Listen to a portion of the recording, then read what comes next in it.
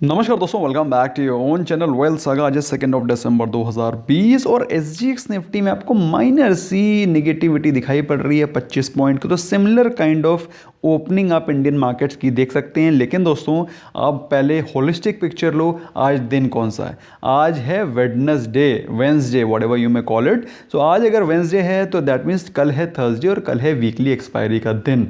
तो चूंकि कल वीकली एक्सपायरी का दिन है तो आज के दिन आपको वॉलेटिलिटी एक्सपेक्ट करनी चाहिए। हाउएवर अगर बात करें एशियन मार्केट्स की तो उसमें नेगेटिव सेंटीमेंट दिखाई पड़ रहा है। नॉट वेरी नेगेटिव कि बहुत तगड़ा क्रैश आ रहा है और आप आते ही मार्केट खुलते ही एक पुट बाय कर लें या फिर मार्केट खुलते ही शॉर्ट कर दें, ऐसा कुछ नहीं है। लेकिन आज के दिन वॉलेटिलिटी रहेगी और जैसा कि मैंने कल भी आपको बताया था 1 दिसंबर को, जब एसजीएक्स निफ्टी ऑलमोस्ट फ्लैट था, मैंने बताया था आपको कि मार्केट में आपको एक तरफा मोमेंटम दिखाएगा, वॉलेटिलिटी भी दिखाई पड़ेगी, मार्केट फ्लैट नहीं रहेगी। और कल के दिन क्या हुआ? कल के दिन मार्केट अच्छे खासे अप मूव के साथ क्लोज हुई। सेंसेक्स छोड़ दो, निफ्टी को देखो, निफ्टी ने 13,100 के लेवल को तोड़ा, which is a very decisive level. इसके हिसाब से इसके इसके बाद से अब निफ्टी के क्या सपोर्ट रेजिस्टेंस है वो भी जानेंगे। फिलहाल आज के दिन आपको वॉलेटिलिटी को एक्सपेक्ट करना चाहिए और जो ट्रेडर्स कम्युनिटी है वो थोड़ा सा, अगर आप नए ट्रेडर हैं, बिगिनर हैं, तो थोड़ा केयरफुल रहें। बाकी अगर आप प्रो ट्रेडर हैं तो आज तो पैसा बनाने का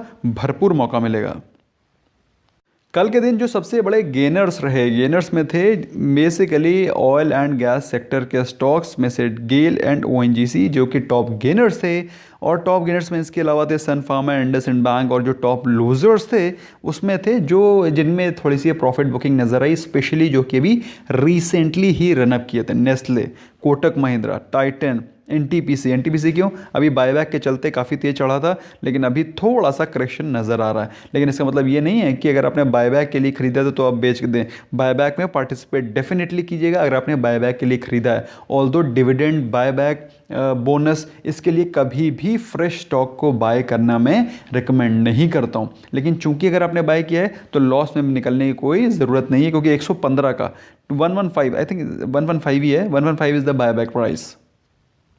जो देखने और मज़ेदार बात है वो है गोल्ड और सिल्वर के प्राइसेस। दोस्तों सिल्वर का प्राइस कल चढ़ा है 5%, 5%। 60,000 का सपोर्ट दोस्तों मैं आपको काफ़ी दिनों से बता रहा था, और 60,000 का सपोर्ट लेके सिल्वर ने कल 3,000 रुपये का जंप दिखाया, 5%। और गोल्ड ने करीब 1.5% का और ऑलमोस्ट 48,500 के आसपास चल रहा है। दोस्तों अगर आप लेना चाहते हैं तो गोल्ड अभी भी ठीक वैल्यूएशन पे है, उसका एक बहुत सॉलिड सपोर्ट 46,000 पे है। लेकिन दोस्तों 46,000 पे आएगा कि नहीं आएगा इसकी कोई गारंटी नहीं है, क्योंकि अगर आपको मालूम है 46,000 पे तगड़ा सपोर्ट है तो पूरी दुनिया को ये बात पता है कि 46,000 पे एक तगड़ा सपोर्ट है। तो जो लोग बायर्स होंगे वो उसके पहले ही बाइंग करना शुरू कर देंगे, जैसा कि कल के दिन हुआ। तो अगर आप लेना चाहते हैं ले सकते हैं, क्योंकि ये gold is for life time, long term के लिए आपका इन्वेस्टमेंट है। ये नहीं है कि गोल्ड आज आपने लिया और कल के दिन बेच दिया। ट्रेडिंग थोड़ी नहीं करनी गोल्ड में। अगर ट्रेडिंग करनी है तो भी मेरे हिसाब से शॉर्ट टर्म के लिए you can by gold. 48,500 is reasonably good price. अभी 55,000 60,000 पे पहुंचने वाला था, तब फिर आप लोग ले रहे थे कि गोल्ड 1 लाख पहुंच जाएगा। अभी उसके अभी गिरावट मिल रहा है, आई डोंट नो, पता नहीं। एनीवे अदरवाइज 46,000 का भी वेट कर सकते हैं अगर आप पेशेंट इन्वेस्टर हैं, यू कैन वेट फॉर 46,000। लेकिन 46,000 आएगा कि नहीं आएगा इसकी कोई गारंटी नहीं ले सकता। बात करें क्रूड और नेचुरल गैस की, क्रूड ऑयल और नेचुरल गैस में थोड़ी सी गिरावट होना हमारे लिए बेहतर है, क्योंकि क्रूड ऑयल काफ़ी ज़्यादा महंगा हो गया, ऑलमोस्ट 8 मंथ्स के हाई पे चल रहा है। तो it is good if it cools down. और बात जहाँ पे टेंशन वाली है वहाँ पे है करेंसी का, यूएस डॉलर का वीक होना। यूएस डॉलर के वीक होने से इंडियन एक्सपोर्ट्स पे, इंडिया के जो एक्सपोर्ट सर्विसेज है उस पर काफ़ी इम्पैक्ट पड़ता है। फिलहाल डॉलर काफ़ी ज़्यादा वीक हो गया है, 74 के नीचे चला गया, कल 0.5% टूट गया। 0.5% आपको लगता होगा क्या है, आधा ही परसेंट तो है। करेंसी में 0.5% टूटना is a big big weakness. और दोस्तों 74 के नीचे चले आने का मतलब क्या है कि यूएस डॉलर अभी और वीक हो सकता है। और यूएस डॉलर का उसके बाद 74 के नीचे सीधे जो सपोर्ट है वो 73 पे है। तो मेरे हिसाब से dollar can remain weak for some more time. So please be cautious अगर आप करेंसी ट्रेड करते हैं। तो मुझे लगता है कि डॉलर अभी थोड़ा सा और वीक हो सकता है।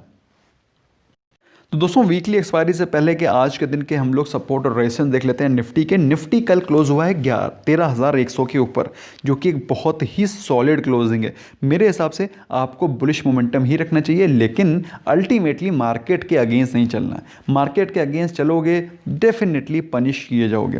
ओके, फिलहाल 13,109 के ऊपर कल मार्केट 100 के ऊपर मार्केट क्लोज हुई। मतलब क्या है? मतलब ये है ट्रेंड पॉजिटिव है, सेंटिमेंट बुलिश है। अगर हम लोग को आज के दिन थोड़ा सा पॉजिटिव मोमेंटम दिखाई पड़ता है तो जो पहला रेजिस्टेंस आएगा वो है राइट 50 पॉइंट्स ऊपर 13,150, और 50 पॉइंट टूटना कोई बड़ी चीज़ नहीं है। मेरे हिसाब से ये लेवल आपको टूटते दिखाई पड़ेंगे। 13,150 टूटा तो मामला बुलिश हो जाएगा और Nifty will race towards 13,250 levels. और बाई चांस अगर प्रॉफिट बुकिंग आती है 13,150 पे पहुंचते ही कोई एक बियरिश कैंडल बनती है, बड़ी बियरिश कैंडल बनती है, बियरिश मारा बुजू बनती है, या फिर बियरिश इनगल्फिंग बनती है, तो फिर वहाँ से करेक्शन संभव है। और उसके बाद जो पहले सपोर्ट आएगा वो है 13,000, जो कि पहले रेजिस्टेंस था। अब वो वहाँ से सपोर्ट बन जाएगा, तो ये तो पहले रेजिस्टेंस आएगा, और वहाँ पर भी अगर आपको सपोर्ट नज़र नहीं आता है तो 12,900। तो ये है बेसिकली आज की रेंज जहाँ पर कारोबार होगा, ना उससे ऊपर जाने की उम्मीद, ना इससे नीचे। उम्मीद की बात कर रहा हूं दोस्तों, मार्केट में कुछ भी पॉसिबल है। बात करें अगर इंडेक्स निफ्टी बैंक की, तो कल के दिन भी तेजी नजर आई और 208 पॉइंट ऊपर क्लोज हुआ और 29,818 पर क्लोज हुआ। बैंक निफ्टी का एक बहुत सॉलिड रेजिस्टेंस है 30,000। निफ्टी ने अपने 13,000 तोड़ दिए, लेकिन बैंक निफ्टी अभी भी 30,000 नहीं तोड़ पाया। तो कहने का मतलब क्या है कि आज भी 30,000 एक स्ट्रॉन्ग रेजिस्टेंस की तरह काम करेगा। इट्स नॉट ईजी कि निफ्टी बैंक इसको आराम से तोड़ दे। सिर्फ एक ही कंडीशन है जिसमें कि निफ्टी बैंक इसको तोड़ सकता है, वो है गैप अप ओपनिंग, जैसा कि कल निफ्टी में हुआ था। दोस्तों ये जो रेजिस्टेंस होते हैं ना 13,000, 30,000, 12,000, ये सब तभी टूटते हैं जब गैप अप ओपनिंग होगी। अगर आपको लग रहा है कि धीरे धीरे जाकर के ऐसे ऐसे ऊपर तोड़ेंगे, तो ऐसा कभी नहीं है। ऐसे अगर आपको अगर लगता है ऐसा टूटेगा, तो वहाँ पर इतने सेलर्स बैठे होते हैं कि इमीडिएटली वहाँ से उसको पुश कर देंगे। तो सिर्फ एक ही तरीका होता है इस तरह के स्ट्रॉन्ग रेजिस्टेंस को तोड़ना, कि सीधे सीधे मार्केट गैप अप ही ओपन हो, 30,100 पे ओपन हो। तो जितने भी यहाँ शॉर्ट करके बैठे हुए होंगे वो इमीडिएटली अपने शॉर्ट्स को कैंसिल करेंगे। शॉर्ट कैंसिल करना मतलब शॉर्ट करके बैठे तो मतलब बाई करेंगे, बाई करके ही कैंसिल करेंगे, तो वहाँ से मार्केट और तेज रेस पकड़ लेती है। So this is the only way. फिलहाल 30,000 के ऊपर मार्केट क्लोज अगर ओपन होती है तो 30,150 के लेवल दिखाई पड़ेंगे।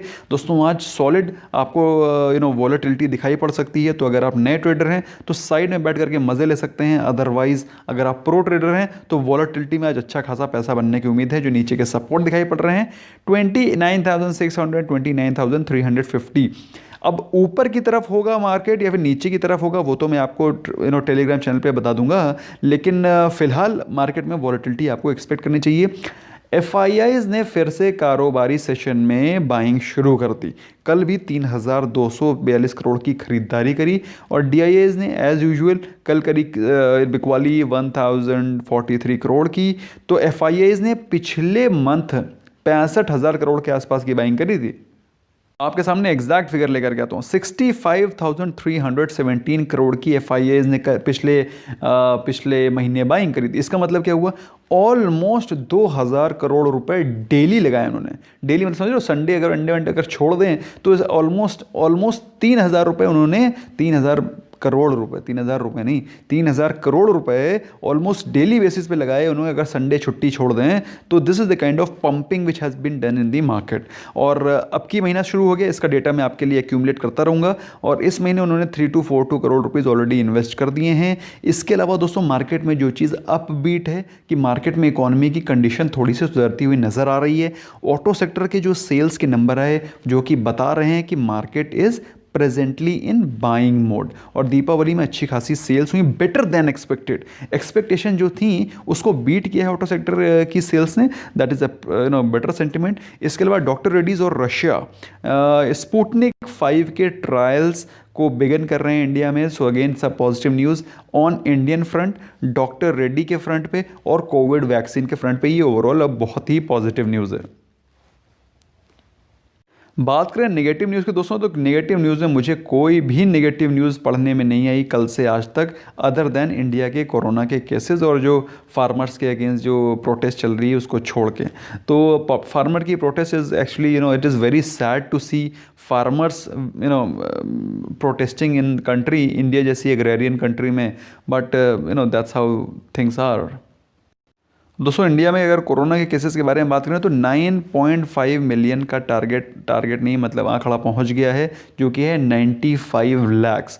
और although cases have been slowed down, काफ़ी ज़्यादा केसेस कम हो गए हैं, धीरे धीरे करके केसेस बढ़ रहे हैं, जो कि एक अच्छी बात है। लोगों के अंदर जागरूकता बढ़ी है और मैं चाहता हूँ इसी प्रकार की जागरूकता बनी रहे। कोई खास रिजल्ट्स आने वाले नहीं है क्योंकि दिसंबर का महीना है, जनवरी से हमको नेक्स्ट रिजल्ट का सेशन शुरू हो जाएगा, काफ़ी इंपॉर्टेंट रिजल्ट्स रहेंगे। भाई कल के दिन वीकली एक्सपायरी है, वॉलेटिलिटी आज रह सकती है। अगर आज वॉलेटिलिटी रहती है और अच्छी खासी वॉलेटिलिटी आपको आज ही दिखाई पड़ जाती है, तो कल के दिन आपको वॉलेटिलिटी कम दिखाई पड़ेगी, क्योंकि वॉलेटिलिटी एक ही दिन होती है। सारे के सारे जो ट्रेड्स हैं उनको क्लोज करना, उनको रोल ओवर करना, वो एक ही दिन होता है, या तो कल होगा या तो आज होगा। बेसिकली अगर आज वॉलेटिलिटी दिख जाएगी तो कल के दिन वॉलेटिलिटी कम रहेगी, तो you should expect volatility today. Market का मूड इस समय भी ग्रीड का है, 13,000 के ऊपर निफ्टी चली गई है। इस समय स्टॉक्स में वैल्यू बाइंग कम है, ट्रेडिंग ज़्यादा है। इनकेस अगर किसी स्टॉक में आप वैल्यू बाइंग करना चाहते हैं, GTT ऑर्डर लगा करके शाम को मैं काफ़ी सारे स्टॉक्स डिस्कस करता हूँ ड्यूरिंग लाइव सेशन। उसमें मैं कई सारे GTT ऑर्डर्स बताता हूँ जिसमें कि वो ऑर्डर लगा करके आप छोड़ सकते हैं। 1 साल तक अगर वो स्टॉक नीचे डिप करके वहाँ तक जाता है तो आपका वो स्टॉक बाय हो जाएगा। ये एक्सक्लूसिव फीचर है ज़ेरोधा का। इनकेस अगर आपने अभी तक अकाउंट नहीं खोला है ज़ेरोधा में, तो आप बहुत इंपॉर्टेंट ट्रेडिंग एक्सपीरियंस मिस कर रहे हैं। इमीडिएटली ओपन करें, लिंक डिस्क्रिप्शन में है, और आपको हमारी तरफ से भी एडिशनल बेनिफिट्स मिलेंगे। Thank you so much for giving a precious time. I hope आपका कुछ आज के ट्रेडिंग सेशन के लिए होराइजन क्लियर हुआ होगा। Bye bye for now.